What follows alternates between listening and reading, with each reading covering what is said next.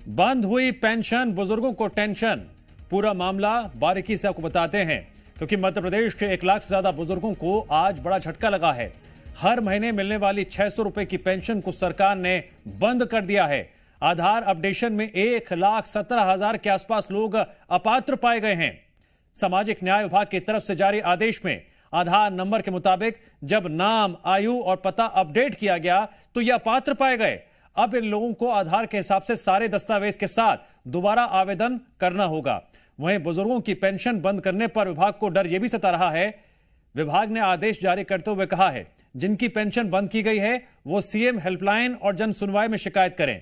इसलिए मैदानी अमला अलर्ट रहे। यदि कोई बुजुर्ग ऐसी शिकायत करता है और वो पात्र है, उसे अपात्र बताया गया है, तो ऐसी स्थिति में निचले स्तर के अधिकारी जिम्मेदार होंगे। अलग अलग पेंशन स्कीम का लाभ ले रहे 1 लाख से ज्यादा लोगों की पेंशन बंद हो गई है। अब आपको यह भी बता देते हैं किन किन योजनाओं में बुजुर्गों की पेंशन बंद की गई है।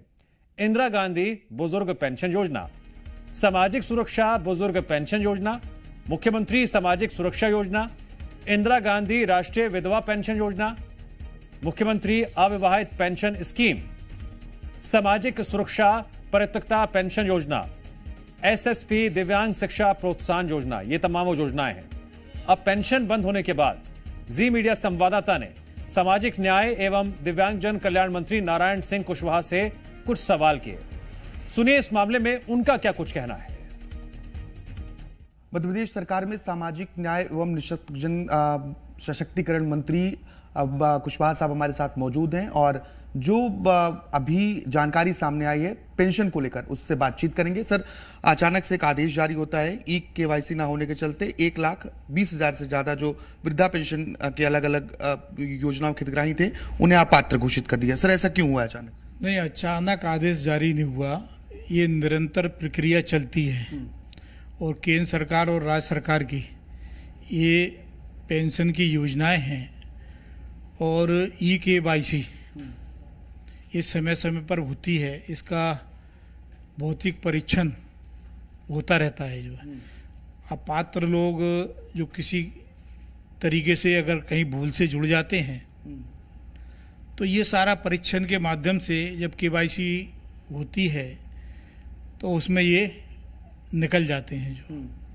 जो अपात्र हुए हैं वो लोग अपने प्रमाण पत्र, आधार कार्ड और आयु के संबंध में कई लोगों की आयु के बारे में है जो है, तो ये लोग प्रमाण पत्र लेकर के जाएं और अपनी केवाईसी सही तरीके से कराएं। संबंधित स्थान पर वार्ड में, ग्राम पंचायत में, जनपद में जो नियत स्थान है उन स्थानों पर जाकर के या कहीं त्रुटि कोई चीज़ निकली है तो उसका प्रमाण दे करके और अपना दुरुस्तीकरण करा सकते हैं। जो अगर किसी के साथ किसी तरह की अनियमितता किसी अधिकारी कर्मचारी की है तो उनके प्रति भी कार्रवाई होगी। जो और ये बहुत बड़ा फैसला है क्योंकि जो लोग अपात्र घोषित किए गए हैं अगर वो दोबारा नाम जुड़वाना चाहते हैं, वो पात्र हैं, तो अपने जो पर्याप्त डॉक्यूमेंट्स हैं जिसमें उनकी एज और अन्य जानकारियां हैं वो दे सकते हैं। मंत्री ने साफ किया है कि अगर कहीं लापरवाही की बात सामने आती है तो उनके ऊपर सख्त कार्रवाई भी होगी।